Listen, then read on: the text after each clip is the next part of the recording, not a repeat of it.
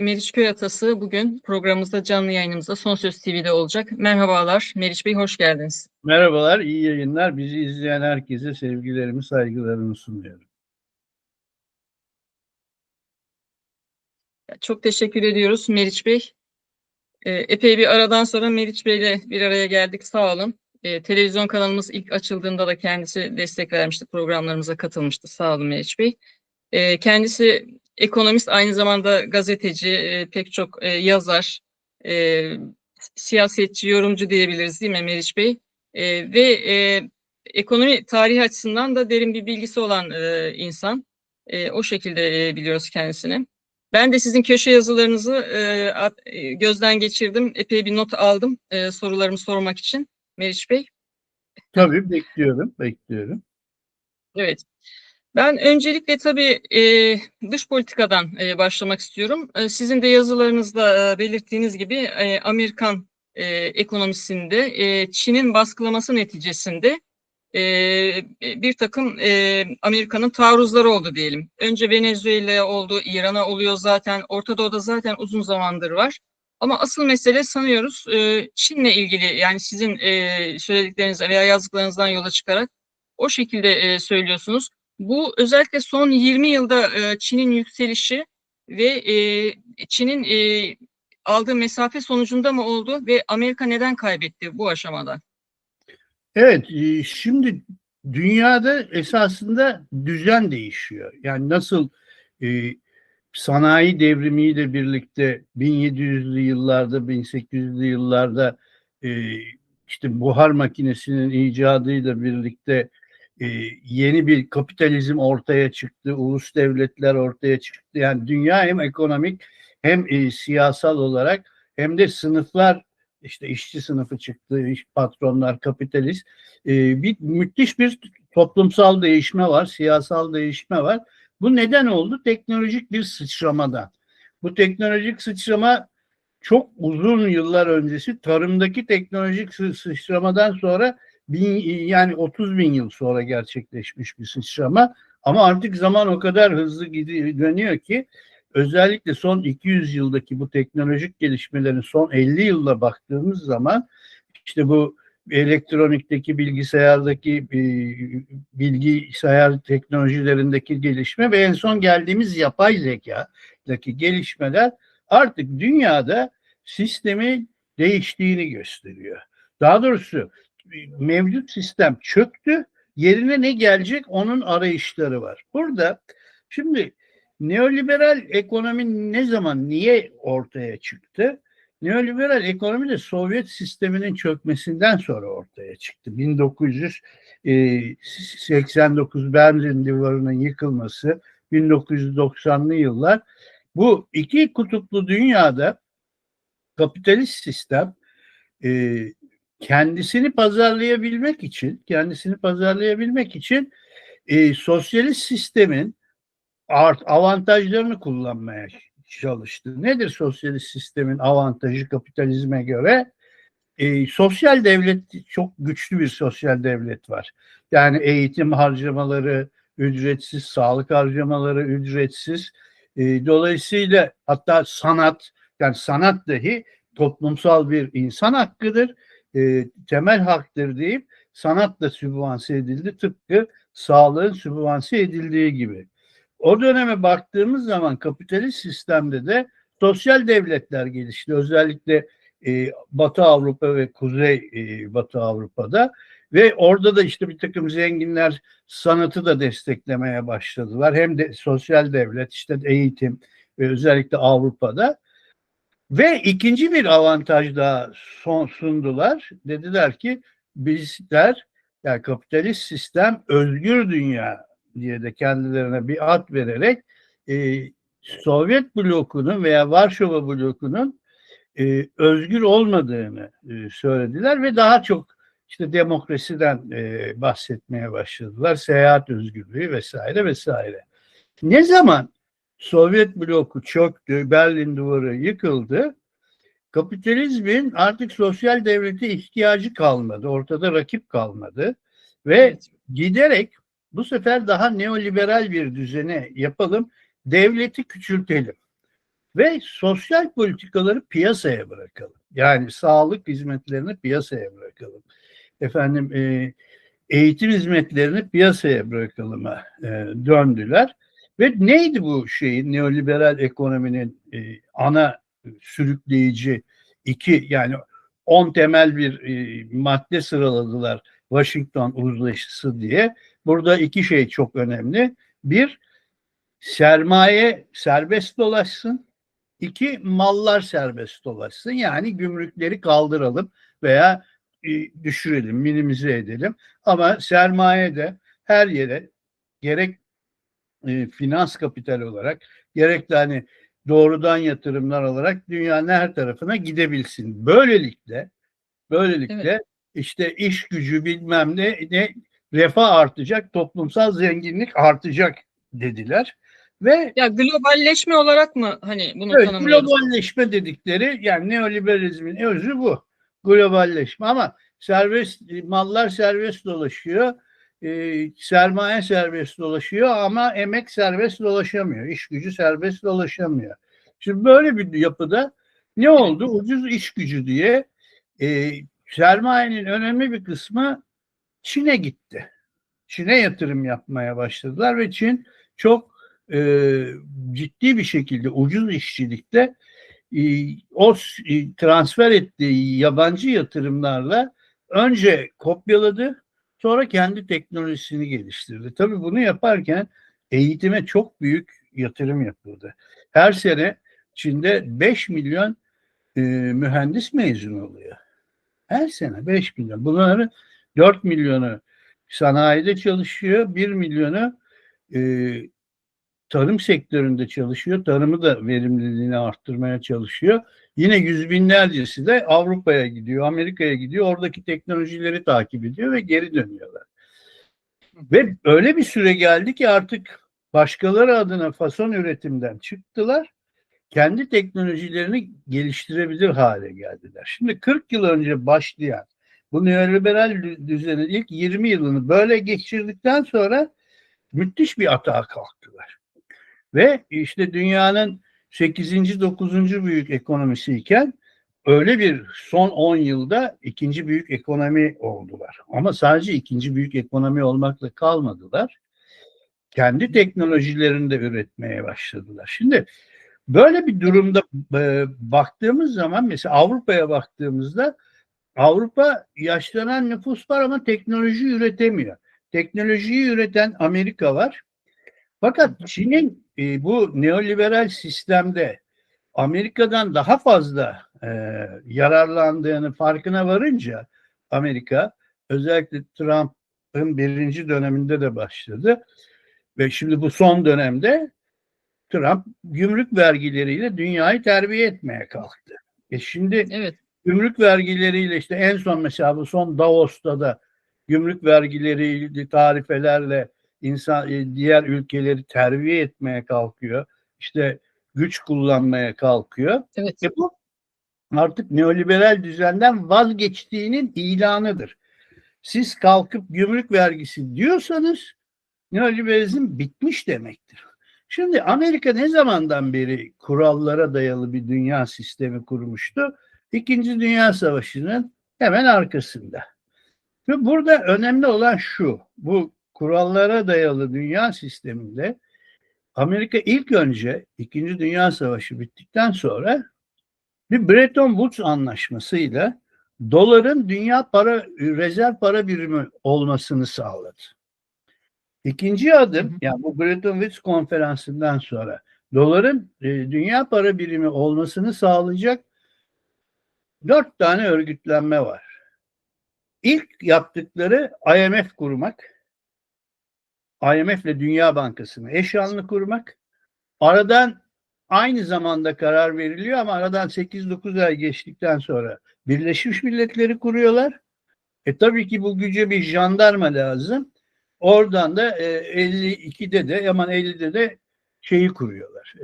NATO'yu kuruyorlar. NATO. Yani Evet. NATO'nun yani Amerikan dolarına jandarmalık yapacak NATO'nun kurulması IMF ve Dünya Bankası'ndan sonra. Yani yapılan dizayn dünyanın rezerv parası dolar olacaktır.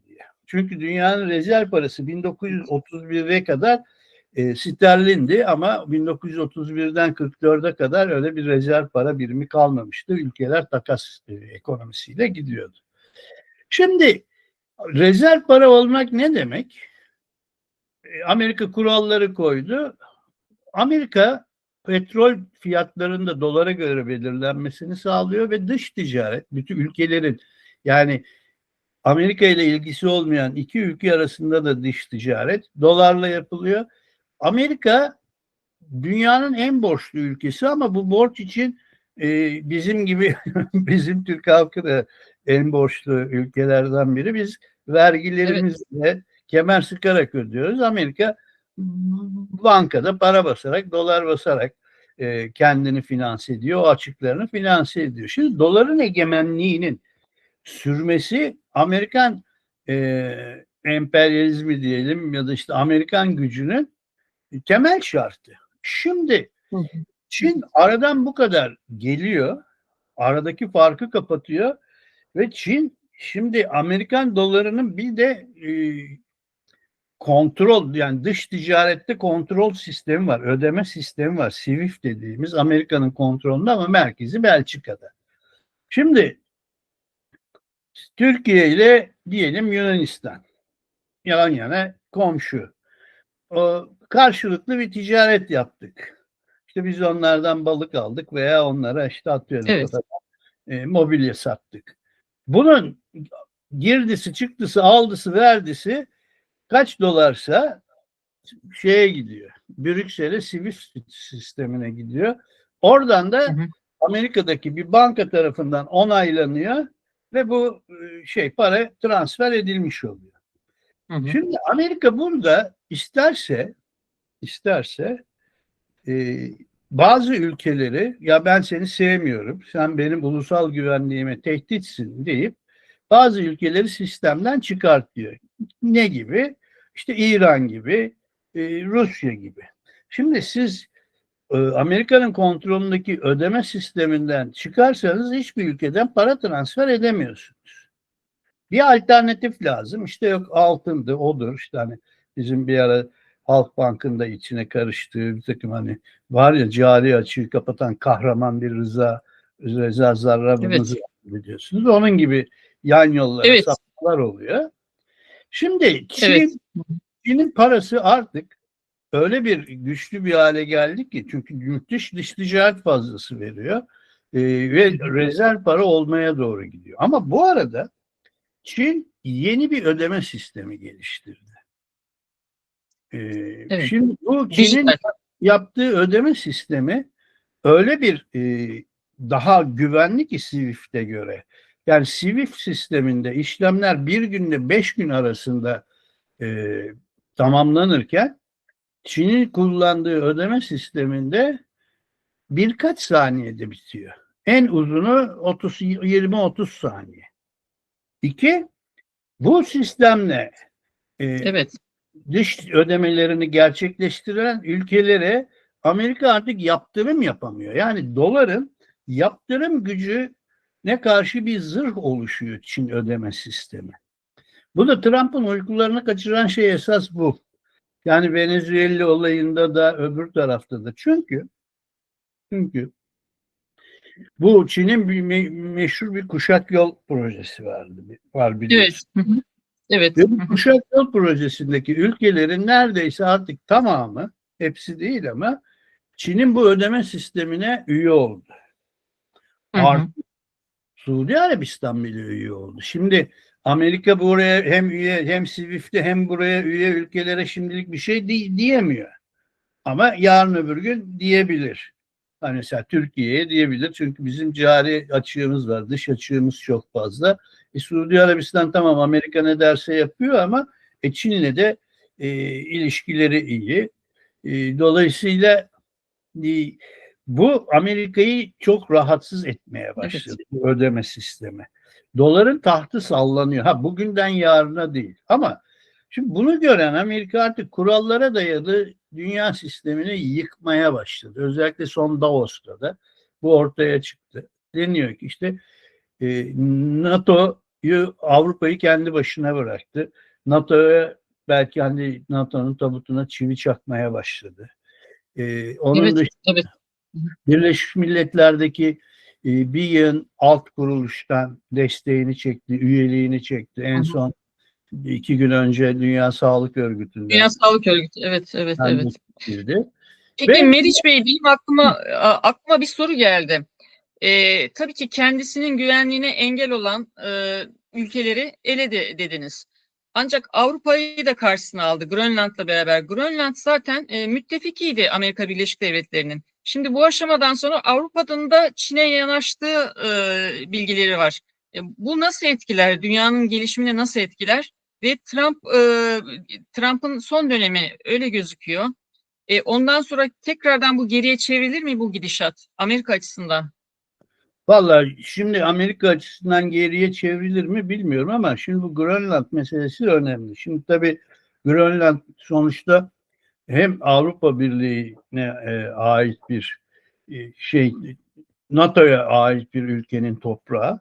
Amerika'nın orada üs kurma zaten üssü de var ama bununla yetinmiyor. Bir de burada sadece tabii orada bol miktarda e, enerji ve maden var, yani yanlış hatırlamıyorsam dünya doğal gaz rezervlerinin %18 veya 20'si, dünya petrol rezervlerinin %10'u, yani böyle bayağı yüksek bir enerji var. Yine Hı hı.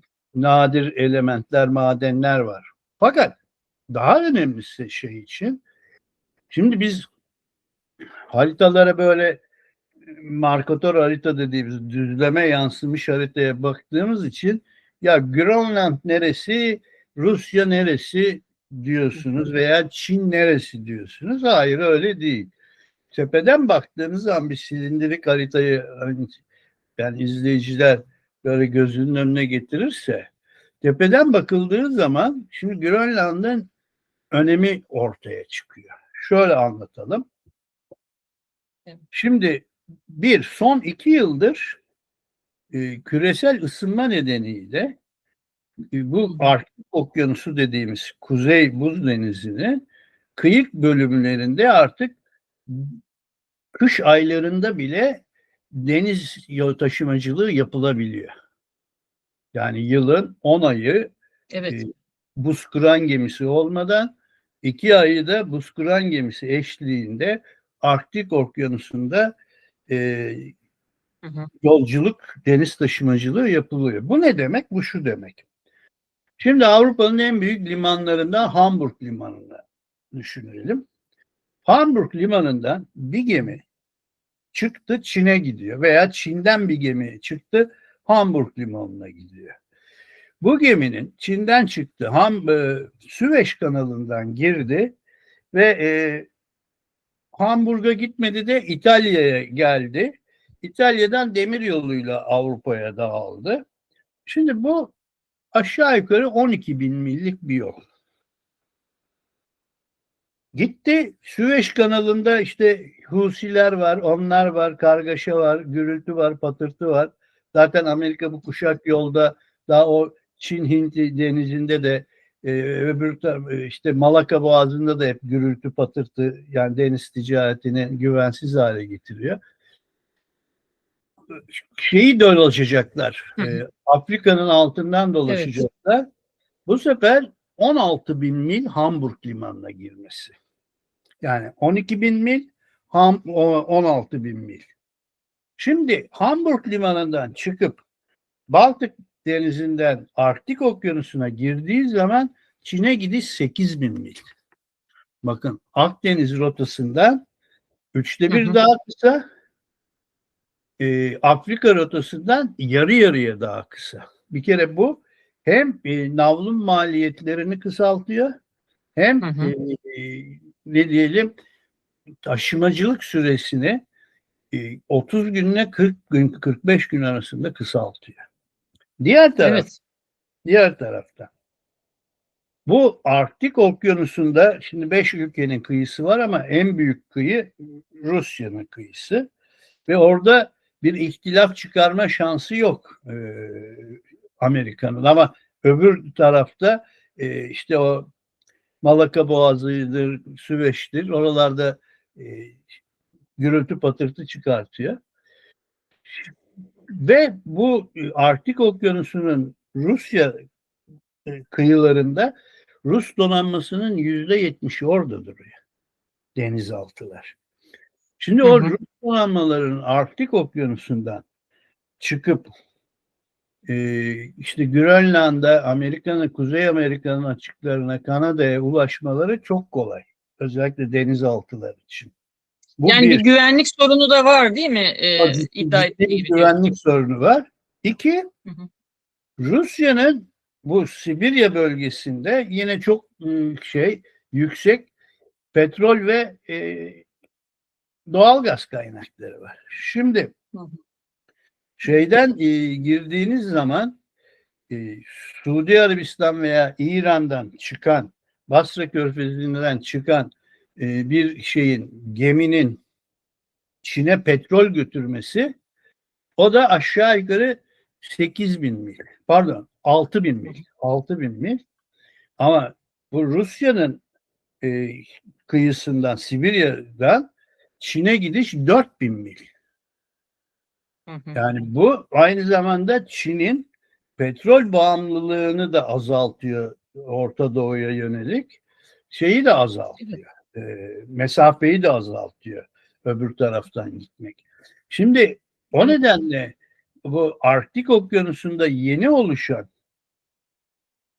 söyleyin adını, deniz yolları da hem Hı denizaltı askeri deniz filoları açısından ulusal güvenlik, hem de ekonomik açıdan hı. Çin Kuşak Yol Hı hı. projesine ekstradan büyük bir avantaj sağlayan yeni bir hat ortaya çıkıyor. Bu da tabii Bay Trump'ı bayağı telaşlandırıyor diye düşünüyorum. Evet. Peki Meriç Bey, Türkiye'deki ekonomiye gelecek olursak, tabii çok sıkıntılı günler yaşıyor Türkiye. Bir grup belki zümre bunu hissetmiyor, yaşamıyor veya o ayrıcalıklardan faydalanıyor ama işte emekliler olsun, asgari ücretleri olsun korkunç bir durumda gerçekten. Sizin de yazınızda belirttiğiniz gibi işte çiftçinin ve emeklinin yaklaşık %80 geliri bu süre zarfında, yani bu AKP iktidarı döneminde uygulanan politikalarla aslında gelirleri yok oldu. Ve çiftçilik de yani çiftçi nüfusu ne kadar kaldı tam, hani sizden rica edeceğim onu da. Yani ne kadarını kendimiz üretiyoruz artık bilemiyorum ama korkunç bir dışa bağımlılık var. Yani en basit gıda maddelerini, işte eti mesela, her türlü samanı bile yurt dışından ithal eden bir hale geldi Türkiye. Bu konuları Türkiye açısından nasıl değerlendiriyorsunuz? Ve Türkiye'nin bu sarmaldan nasıl çıkabileceğini düşünüyorsunuz? Tamam, şimdi önce şöyle söyleyelim. Bir kere konuştuğumuz konunun devamı olarak araya bir paragraf ekleyelim. Öyle buraya devam edelim. Şimdi bu Tamam, dünyadaki tamam. düzen değişikliğinin sonucu neler olabilir? Yani NATO sallanıyor. İşte Amerika'nın burada artık güçlü olanın istediğini yapma, hukukun ve kuralların sona erdiği bir dönemde artık özellikle bizim gibi ülkeler, yani bizim gibi ülkeler derken tamam, askeri gücümüz bir şekilde var ama ekonomik olarak bağımlıyız. Tarımda çok bağımlıyız. Eskiden kendi kendine yeter bir ülke olarak tarımda bağımlıyız. Ulusal güvenlik açısından veya güvenlik açısından artık tek kampla anlaşma veya NATO'ya güvenerek bir şey yapamayacağımız ortada.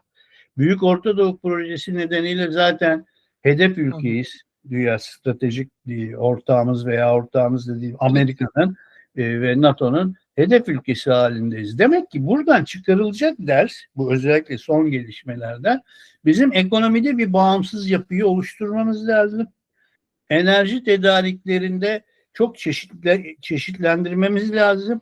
Ama daha önemlisi, yani ekonomik bağımsızlık, hepsi bu da önemli, enerji de önemli ama daha önemlisi gıdada tekrar kendi kendine yeterli olmamız lazım. Yani ben Hı hı. bir yıl önce Türkiye'de tarım sektörü çöktü, bu çöküştür, beka sorunudur diyordum ama bugün artık alarm vererek söylüyorum. Yani bugün yani bu söylemin önceliği daha arttı. Türkiye tekrar tarımını planlamak zorunda, su kaynaklarını planlamak zorunda. Şimdi burada gelelim tarımın ne yaptılar? Tarıma ne yaptılar?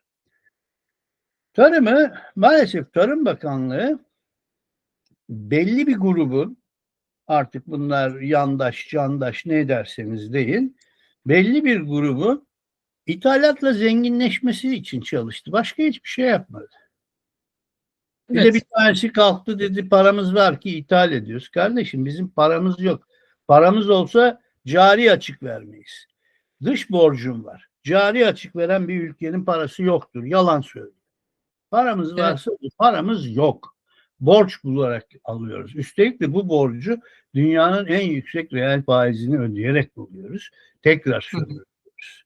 O zaman bir de şimdi bir soru sordunuz ne kadar kaldı diye.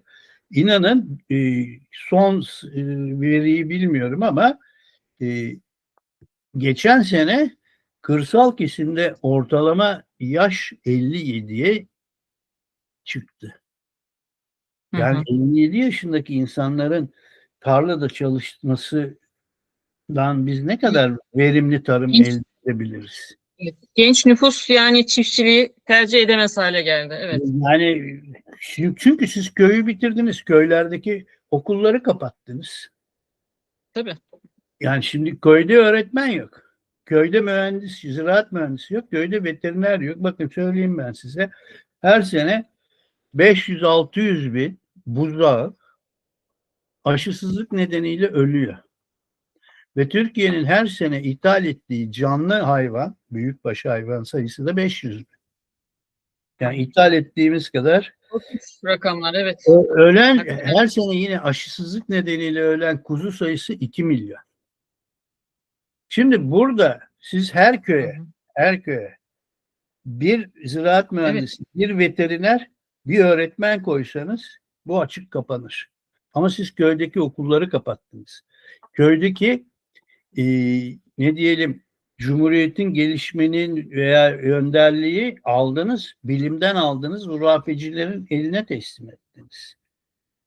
Nasıl ki biz insanlar bir aile hekimine bağlıyız hepimiz, oradaki bütün her köyde de mutlaka ücretsiz bir şekilde devletin gönderdiği veterinere bağlı olmak zorunda. Ve yine biz defalarca bakın Türkiye'de hastalıklar, kanserler patladı. Patlama sebebi çiftçide bilinçsiz kimyasal ilaç kullanması. Adam diyor ki bir 100 litre suya diyor 100 gram kullanacaksın diyor. O da diyor ki lan 100 litreye 100 gram olur mu diyor. Dayıyor 1 litreyi. Her taraftan pestis çıkıyor. Çünkü köyde bunu bakın siz köyde okul bırakmadınız. O zaman biz her köye bilmem kaç tane lüzumsuz insan göndereceğimize bizim her köye mutlaka biri veteriner, biri ziraat mühendisi, en az biri müfredat öğretmeni ve en az da yine bir tane yüksek köy yani eski köy enstitüsü mantığıyla yetişmiş yeni kuşak köy enstitüsü öğretmeni göndermek zorundayız. Ve tabii ki bunu yaparken de köylerde sosyal hayatı da ne diyelim sosyal donatıları, sosyal hayatı da Canlandırmak lazım. canlandıracak yeni imar modelleri geliştirmek zorundayız. Artı suyu kullanmak zorundayız. Bakın petrol nedeniyle savaşıyorlar şu anda. Yakın bir gelecekte su nedeniyle savaşılacak ve zaten bizim yok Büyük Orta Doğu projesi yok Kürdistan Zartürk diye bizim Fırat ve Dicle'nin sularına el konuldu. Şimdi olması gereken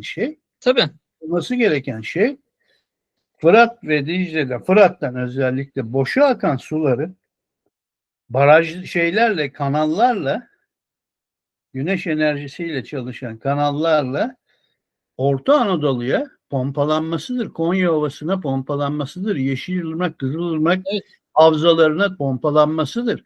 Yine aynı şekilde Manavgat'ın suyunun yine Orta Anadolu'ya ve buralara pompalanmasıdır boşa akan. Bu nedir bu? Çok büyük bir şeyden mi bahsediyorum? Hayır. Bunun bütün fizibilitesini yaptık. Ziraat ve inşaat mühendisi ve ziraat mühendisi arkadaşlarla 20-24 milyar dolarlık bir tutar. Şimdi bakıyoruz 2006 yılında bu şey 20-24 milyar dolar çok para mı? Şimdi benim için 2 milyon dolar da çok para da. Şimdi 20-24 milyar dolar az para. Neye göre az para? Siz kalkmışsınız bir kanun çıkarmışsınız. Demişsiniz ki 2006 yılında siz her sene milli gelirin %1'i kadar ben çiftçiye destekleme alımı yapacağım. Ben destekleme Evet. ödemesi yapacağım. Hı hı. Bunun Evet. 1/4'ini yapmışsınız. Şimdi sadece Çok geçen az. sene 2025'te 12 milyon dolar. Pardon, milyar dolar. Hı Ondan hı. önceki sene 10 milyar dolar. Yani son 2 senede ödemedikleri parayı bu sulama sistemlerine akıtsalar bugün Orta Anadolu'da kuruyan göletlerin de şeyin de ne derler nehirlerin de Sakarya'nın da Yeşilırmak'ın da canlanmasını göreceksiniz. Hı hı. Kızılırmak'ın da. Evet. O Bu 20 projeler Ziraat Odası'nın hazırladığı projeler miydi? hayır Sizinle bizim be. arkadaşlarla yapmış olduğumuz yani e, bizim şimdi bir teknik ekibimiz var. Bu teknik ekibin içerisinde böyle kendisine görev edinmiş üniversitelerden, devlet planlama teşkilatı yıkılmadan devlet planlama teşkilatında çalışan, devletin bürokrasisinde eskiden çalışan, hala Tecrübeliyiz. hazırda üniversitede olan arkadaşlar var. Ziraat mühendisleri var, inşaat mühendisleri var, hazineciler var. Onlarla biz kendimizi dert edindik. Arada bir toplanıyoruz, sohbet ediyoruz, projeler geliştiriyoruz. Şimdi oradan gelişen projelerden bir tanesi. Evet. Şimdi 20 yılda çiftçiye ödenmeyen şey destekleme primi yani el konulan destekleme primi 107 milyar dolar. Onu da bugün galiba Sözcü'de Ozan Bingöl yazdı. Ben son 2 yılı biliyordum 22 milyar dolar diye. Son 20 yılda 107 milyar dolar. Öbür taraftan şeye baktığımızda e, Hı hı. bu enflasyon ve tavan fiyat ilişkisine baktığımda işte buğdayda ve işte nedir arpada ortada 2 tane enflasyon var. Biri TÜİK'in enflasyonu, biri de ENA grubunun enflasyonu. ENA grubu Evet. enflasyonuna göre biz bu tavan fiyatın ne olmasını hesapladık. Çok basit bir şekilde. Çiftçi gelirlerinin %80'i buharlaşmış. Buharlaşmış. Evet. Asgari ücretliye baktığımız zaman onların da %72'si buharlaşmış. Hı Emeklinin hı. %75'i buharlaşmış. Yani bu kesimlerden bir para gitmiş. Nereye gitmiş? Sadece bu kesimlerden değil orta sınıftan da gitmiş. Üst gelir grubu %20, Evet. Evet. o üst gelir grubunun %20'sinin de yarısı kaybetmiş. %5 ila %1 çok iyi yaşıyor. Hı hı. Şimdi Türkiye'de Evet. nüfusun %80'i açlık sınırının altında. Hı Pardon, hı. Evet. Evet. yoksulluk sınırı. Açlık dedim, özür dilerim. Yani yoksulluk sınırı, ama açlık sınırı %40, artı bir %40 da onun üstüne şey koyarsanız yoksulluk sınırının altında %80'i buluyorsunuz. Yoksulluk Çünkü sınırı 98 bin lira olmuş galiba yoksulluk sınırı ayda 98 bin lira olmuş. Emekliler, asgari ücretler çok çok düşük alıyor biliyoruz. 20 bin, 28 bin, 26 bin gibi rakamlar yani. bir ailede Çok 4 düşük. emekli olmaz yani. Bir ailede 4 emekli olsa 80 bin yine aşağıda kalıyor. Yani şimdi e, Evet, evet. o ilk %20'nin en üstteki Evet. %20'nin yarısı da Doğru. Çok iyi aşağıda. yaşıyor ama gelir kaybediyor. Kazanan sadece %1 ve %5. Şimdi Evet. buradan şuna bakalım. Nüfusun %10'u kaç? 8,6 milyon. %5'i 4 milyon. Yani 4,5 milyon. Evet, Ha, evet. Hı hı. şimdi bu kadar ev satılıyor. Kardeşim ben soruyorum. Ne kadar ev satılıyor? Bu kadar ev satılıyor demeyeceksin. Ya bana bir rakam söyleyeceksin. Şimdi 2025 yılında satılan evler 1.400.000.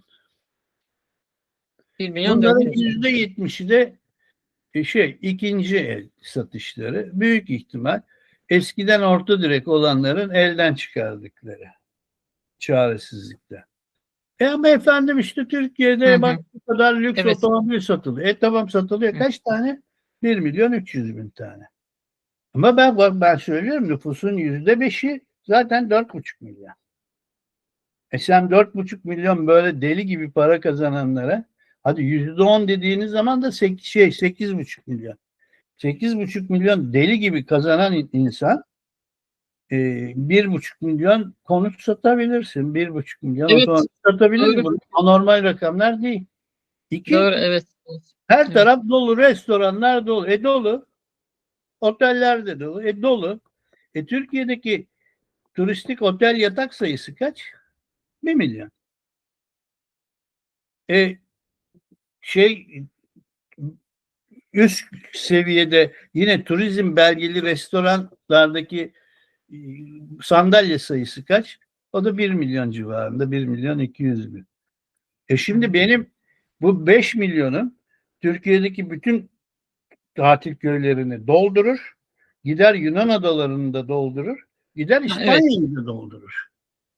Yani o azınlık yaşıyor diyorsunuz. Aslında Şimdi bu azınlığın çok güzel bir hesap. yaşantısını, Doğru. bu azınlığın yaşantısını da bize gözümüze sokuyorsunuz.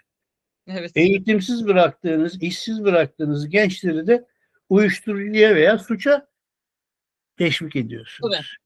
Tabii. Evet. Bunun Evet. beraberinde de bir sosyal patlama ve çürüme geliyor. Bunların Hı hı. hiçbiri birbirinden bağımsız değil. Evet. Evet. Hı hı. Evet. Yani Meriç Bey, ben vaktinizi aldım. Son bir soru soracağım. Yani kısa da Estağfurullah. cevaplanabilir. Az önce neoliberal sistem bitti dediniz programa girerken. Peki onun yerine ne geldi? Ne kuruldu ya da ne kurulacak dünyada? Arıyoruz. Ne kurulacak, ne kuruluyor. Çünkü şimdi bir anlatı Yani bitti. BRICS'le beraber BRICS ülkeleri de var şimdi. Yani daha ne geleceğini bilemiyoruz. Şimdi şöyle, bu işte BRICS Davos, ülkeleri var şimdi. Daha farklı bir yönelim içindeler. Barışçı barışçı bir ticaret olabilir mi dünyada? yani onu temenni ediyoruz. Onu temenni ediyoruz ama şimdi Davos'ta yine dikkat ettiyseniz dünyanın en büyük fon yöneticisi, biz çok zenginleştik. Çok gelir dağılımı dünyada vahşi bir şekilde bozuldu. Yani bunun tedbirini almazsak bu dünyayı bizim başımıza yıkarlar dedi. Dikkat ederseniz.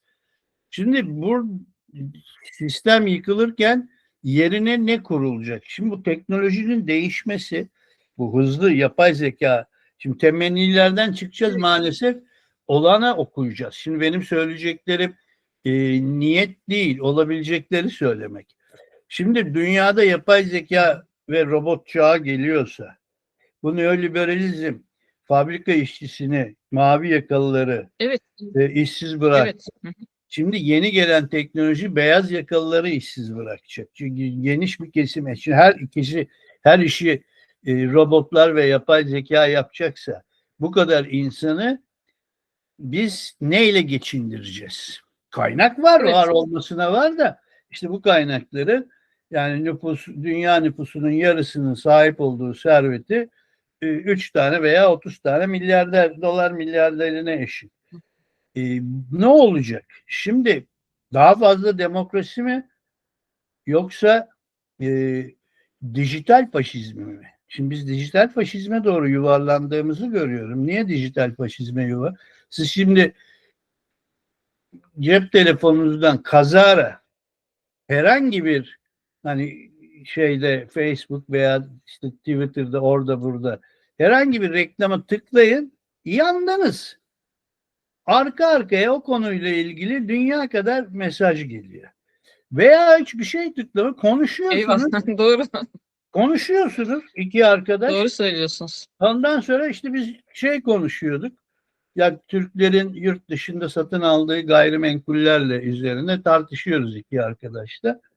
Ha, biraz sonra bir baktım telefonuma durmadan işte yok Yunanistan'da, yok işte Portekiz'de altın vize için ne kadarlık konut yatırımı yapacaksın diye yönlendirmeler var.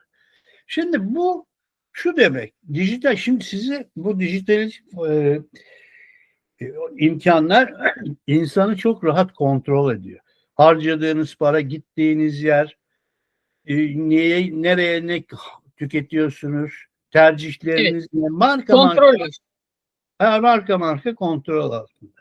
Ayrıca sizin bağımsız olarak oy verdiğinizi zannediyorsunuz ama sizin davranışlarınızı, tercihlerinizi bilinçaltıyla da yönlendiriyor. Ve o zaman bu, yine bakıyoruz şimdi bu gelir eşitsizliği, işte göçmenler vesaire, Avrupa'da da Amerika'da da ırkçı partilerin yükseldiğini görüyoruz. Ama bu Evet. artık işte faşistler geliyor diyoruz ama bu artık eskisi gibi bir faşizm değil. Bu çok uluslu şirketlerin, büyük şirketlerin kontrolünde bir dijital faşizme doğru gidiyoruz. Hı hı. Şimdi daha çok demokrasi, daha çok sosyal devlet, umarım onu arıyoruz ama şimdi hakim taraf bu. Ve Evet. bir şey yıkılırken, yenisi kurulurken ortaya bir kaotik dönem çıkıyor. Ve şu Evet. anda çok hızlı bir şekilde o kaotik dönemin içine yuvarlanıyoruz bütün dünya olarak. İşte böyle bir yerde o zaman bizim Türkiye olarak gerçekten güçlü bir ekonomiye, dışa bağımlılığını azaltmış, düşürmüş bir ekonomiye ve gerçekten de gelir dağılımını artık düzeltmeye başlayan, insanları karpuz gibi, toplumu karpuz gibi ortadan ikiye bölmeyen gelir Evet. dağılımına ve politikaya ihtiyacımız var. Hı hı. O nerede var? O Mustafa Kemal Atatürk'ün politikalarını gelir 21. yüzyıl şartlarında yorumlarsanız var. Kim yaptı bunu? Buna bakın, son cümle olarak söyleyeyim. Başka bir programda uzun uzun tartışalım. Tamam. Şimdi neoliberalizm yıkılıyor, yerine ne konacak diye, nasıl Washington Uzlaşısı neoliberalizmin kurallarını koyan bir şeydi. Londra Ekonomi Okulu da işte 17 önemli iktisatçını Londra Mutabakatı'nı yayınladı. 800 küsur sayfalık bir kitap. Bu kitapta devletin tekrar işin içine girmesinden söz ediyorlar ama Keynes'in önerdiği gibi hani krizlere girdi, devlet gelsin oraya, para politikası falan değil. Resmen girişimci devleti öneriyorlar. Kim yaptı bunu? 1924'te Mustafa Kemal yaptı. Evet. Ve Evet. bütün bunları yaparken diyorlar ki, bunlar olurken ama mutlaka toplumun iyi eğitilmesi lazım diye eğitimi koyuyorlar. Kim yaptı bunu? Mustafa Kemal bütün zaten Cumhuriyet aydınlanma devrimi hep üç saçacağı ayağı üzerine kuruldu. İşte iktisadiyat, marif ve nafiya, yani ekonomi, eğitim ve bayındırlık. Hı hı. Evet. Şimdi bu Evet. London School of Economics söylüyor. Yeni. Biz Evet. Evet. atamayacağız çıkışı. Evet. Evet. Yolumuz Atatürk o zaman. Tek kurtuluşumuz oldu. Çok çok teşekkür ediyoruz. Sayın Meriç Köratası'ydı konumuz. Sağ olun Meriç Bey, konuk olduğunuz için. Teşekkür ediyorum. Rica ederim. Hoşça kalın. Hoşça kalın.